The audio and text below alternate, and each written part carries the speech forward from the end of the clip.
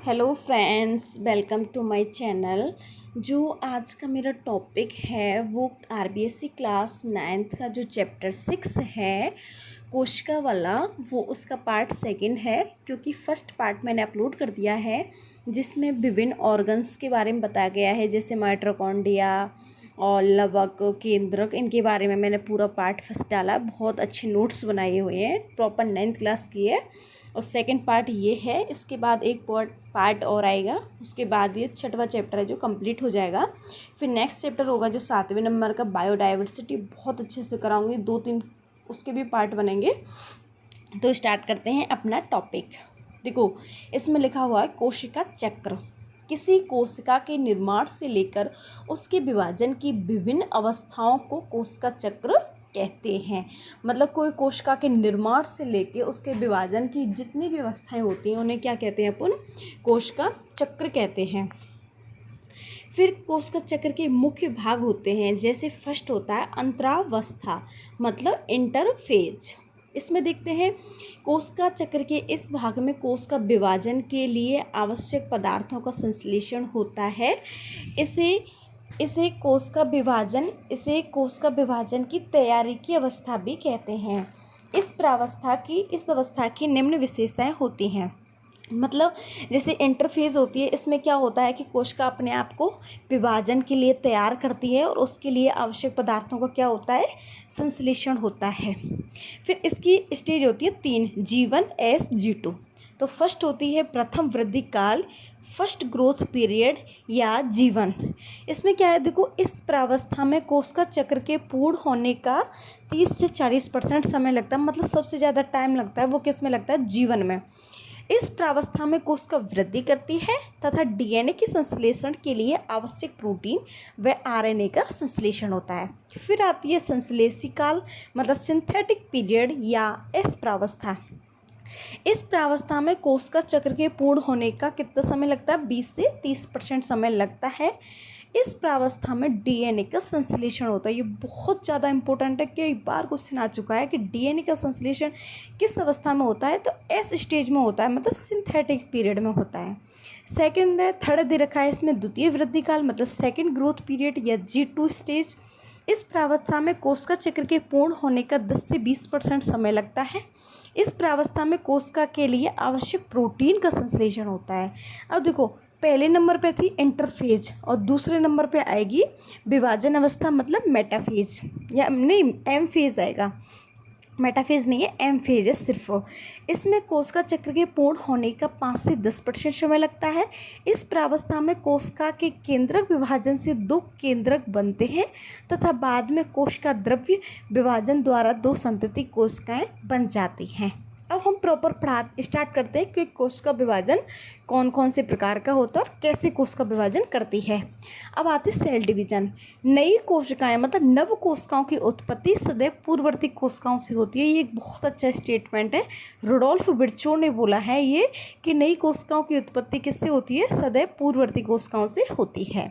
इसमें पूर्ववर्ती कोशिका से मातृ कोशिका को या जनक कोशिका कहते हैं। मतलब जो पूर्ववर्ती कोशिका होती है या तो उसको मातृ कोशिका या मदर सेल या जनक कोशिका कहते हैं। कोशिका विभाजन के प्रकार, अब जो 9th क्लास की बुक्स में दे रखे हैं उसके आधार पर मैंने यहाँ पर बताया गया है कि कोशिका विभाजन के दौरान बनने वाली पुत्री कोशिकाओं में गुणसूत्रों की संख्या के आधार पर कोशिका विभाजन 2 प्रकार का होता है। नंबर फर्स्ट, समसूत्री विभाजन या सूत्री कोशिका विभाजन। मतलब हम समसूत्री विभाजन को ही सूत्री विभाजन कहते हैं और इसको बोलते हैं मीटोसिस, मायोसिस, क्या बोलते हैं इसको? बोलते हैं माइटोसिस स्टेज। इसमें देखो क्या दे रखा है कि समसूत्री विभाजन जनक कोशिकाओं को छोड़कर अन्य सभी प्रकार की कायिक कोशिकाओं, मतलब सोमेटिक सेल में आता है। ये बहुत ज़्यादा इंपॉर्टेंट है कि समसूत्री विभाजन किन कोशिकाओं में होता है। ये कायिक कोशिका, दैहिक कोशिका या सोमेटिक सेल्स में होता है। पादप कोशिकाओं में इस प्रकार का विभाजन सामान्य रूप से किस में होता है? विभज्योतक कोशिकाओं में होता है। कोशिका विभाजन की इस प्रक्रिया में एक जनक कोशिका 2 संतति कोशिकाओं में विभाजित हो जाती है तथा संतति कोशिकाओं में गुणसूत्रों की संख्या जनक कोशिका के बराबर होती है। इसीलिए इसे समविभाजन भी कहते हैं। मतलब कि जो समसूत्री विभाजन होता है उसे और क्या बोल सकते हैं अपन? सम विभाजन। फिर नेक्स्ट इधर रखा है इसमें कि समसूत्री विभाजन में होने वाली घटनाओं को निम्न अवस्थाओं में व्यक्त किया गया है। मतलब समसूत्री विभाजन कितनी अवस्था में होता है उसको डिटेल से बताया गया है।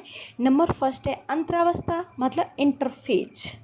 यह दो क्रमिक विभाजनों के मध्य की वह अवधि है जब कोशिका स्वयं को विभाजन के लिए तैयार करती है। जो मैं सबसे पहले स्टार्ट किया था वही स्टेज है ये पे। और इसमें क्या क्या क्या होता है कि कोशिका अपने आप को वृद्धि के लिए, अपने आप को विभाजन करने के लिए क्या होती है, पदार्थों का संश्लेषण होता है, अपने आप को तैयार करती है। उसके बाद आता है सेकंड नंबर का केंद्रक विभाजन, मतलब कैरियोकाइनेसिस। इस अवस्था में केंद्रक दो पुत्री केंद्रकों में विभाजित हो जाता है। केंद्रक विभाजन की अवस्थाओं को 4 प्रावस्थाओं में बांटा गया है। देखो, एक तो केंद्रक विभाजन होता है, एक कोशिका द्रव्य विभाजन होता है। तो सबसे पहले हम केंद्रक, फर्स्ट नंबर पे तो इंटरफेज स्टेज आ गई, ठीक है। सेकंड नंबर पे हो गई कैरियोकाइनेसिस, मतलब केंद्रक का विभाजन। अब केंद्रक के विभाजन की भी 4 प्रावस्थाएं हैं, वो देखते हैं अपन कैसे कैसे होती है। सबसे पहली होती है प्रोफेज, मतलब पूर्वावस्था। समसूत्र विभाजन का प्रारंभ किससे होता है, प्रोफेज से होता है। इस अवस्था में नंबर 1 केंद्रक के गुणसूत्री पदार्थ का संघनन होने से ये पतले महीन स्पष्ट धागों में रूपांतरित हो जाते हैं तथा ये गुणसूत्री धागे लंबाई में छोटे तथा अधिक मोटे दिखाई देते हैं, गुणसूत्र कहलाते हैं। मतलब गुणसूत्रों का निर्माण कहाँ पे होता है, इसमें दे रखा है कि धागे जो गुणसूत्र होते हैं ना, कहाँ पे संघनन होने से पतले महीन धागों में रूपांतरित हो जाते हैं। जैसे क्वेश्चन आ जाएगा कि केंद्रक के गुणसूत्री पदार्थों को संघनन होने से महीन पतले स्पष्ट धागों का निर्माण कहाँ होता है, तो पूर्वावस्था में होता है। इस और भी विशेषताएं प्रोफेज की कि पूर्वावस्था के अंतिम चरण में प्रत्येक गुणसूत्र के दोनों अर्ध गुणसूत्र को बोलते हैं क्रोमेटिड, अधिक स्पष्ट हो जाते हैं तथा दोनों अर्ध गुणसूत्र केवल गुणसूत्र बिंदु या सेंट्रोमियर पर ही परस्पर जुड़े रहते हैं। ये विशेषता मतलब प्रोफेज की है। थर्ड नंबर की इसकी विशेषता है कि केंद्रक व केंद्रकीय झिल्ली इस प्रावस्था के अंतिम चरण में धीरे धीरे अस्पष्ट होते हुए अंततः विलुप्त हो जाती है। ये भी विशेषता बहुत ज़्यादा इंपॉर्टेंट है, याद रखने। एक एक्स्ट्रा पॉइंट नहीं है इसमें, कोई फालतू पॉइंट नहीं है, सारे क्वेश्चन बेस्ड मैंने पॉइंट बनाए हुए हैं। जंतु कोशिकाओं में तारकाएं विभाजित होकर 2 पुत्री तारक केंद्र बनाती है तथा प्रत्येक पुत्री तारक केंद्र ध्रुव का निर्धारण करती है। ये भी इंपॉर्टेंट है कि जंतु कोशिकाओं में तारकाएं क्या कार्य करता है, 2 पुत्री कोशिकाओं में विभाजित हो जाता है और तारक केंद्र का क्या करता है, ये ध्रुव का निर्धारण करता है। फिर आती है सेकंड, पहले प्रोफेज, दूसरी थी मेटाफेज, मतलब मध्यावस्था।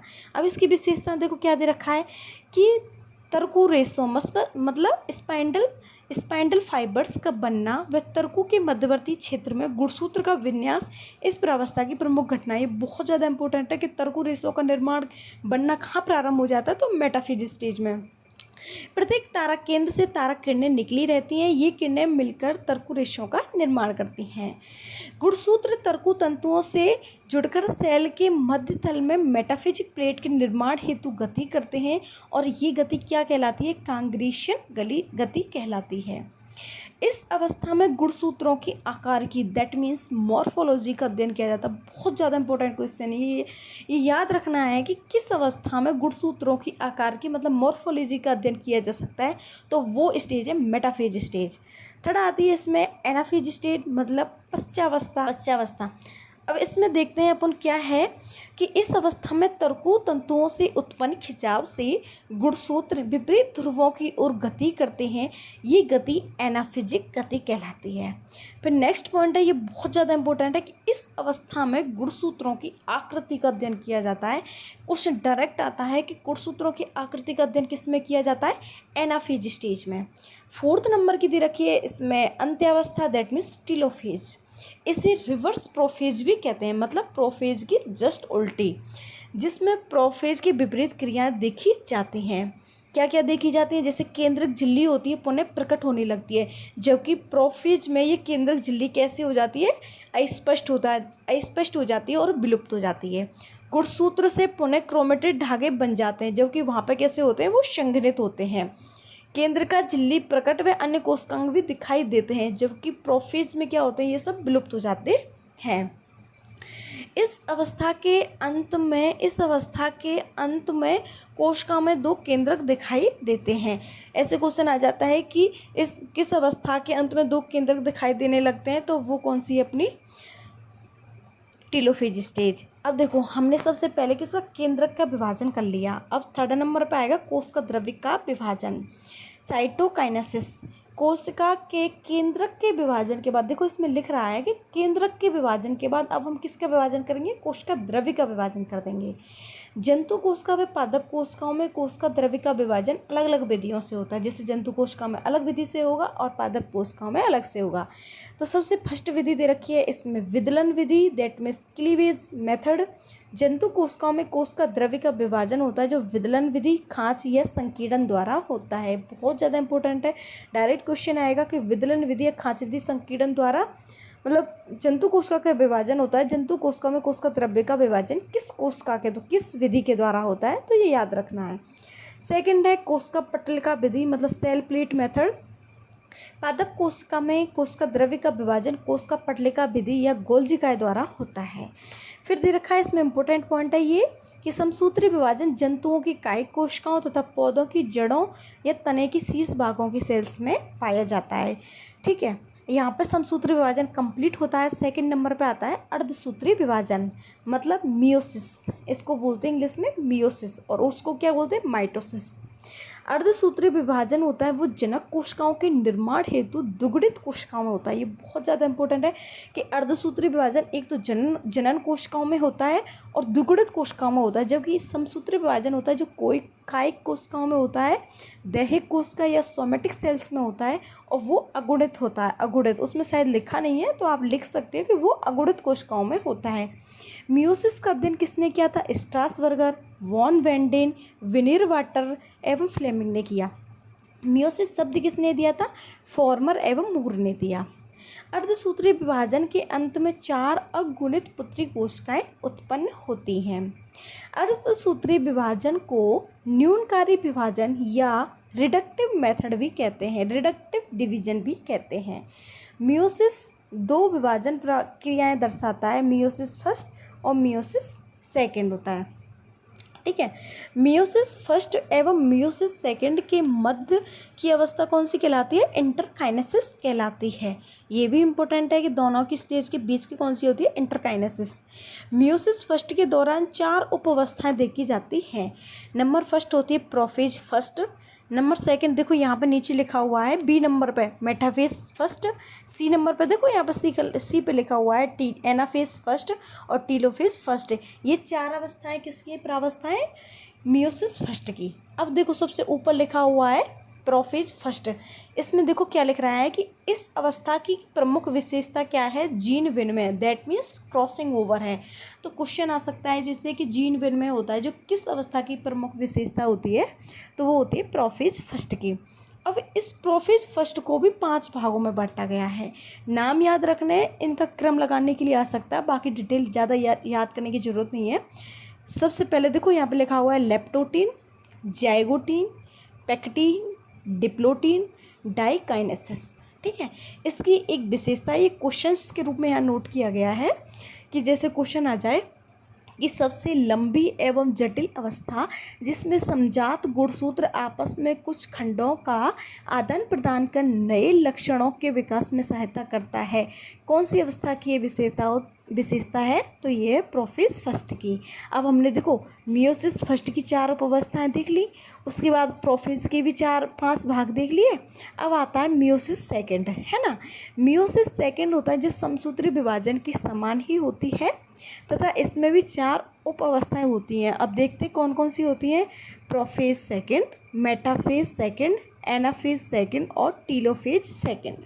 अब इसमें नोट लिखा हुआ है कि मियोसिस के कारण ही जीवों में माता पिता से भिन्न नए गुणों का विकास होता है। जैसे बच्चा होता है उसमें माँ बाप से जितने भी गुण भिन्न आते हैं तो वो किसके कारण होता है, अर्धसूत्री विभाजन मतलब मियोसिस के कारण होता है। तो यहाँ पे जो 9th क्लास का चैप्टर 6 था उसका पार्ट 2 कंप्लीट हो जाता है। इसके बाद एक पार्ट और आएगा जिसमें ऊतक दे रखा है, वो मैं अच्छे से कराऊंगी। उसके बाद अपन नेक्स्ट चैप्टर मतलब 7वां बायोडाइवर्सिटी और एक 4 नंबर का चैप्टर है उसको भी मैं कल कर दूंगी। और तो यहाँ पे ये चैप्टर कंप्लीट हो जाता है। और अगर इसमें कोई कमी लगी हो आपको तो कमेंट सेक्शन में ज़रूर लिखें। और थैंक यू।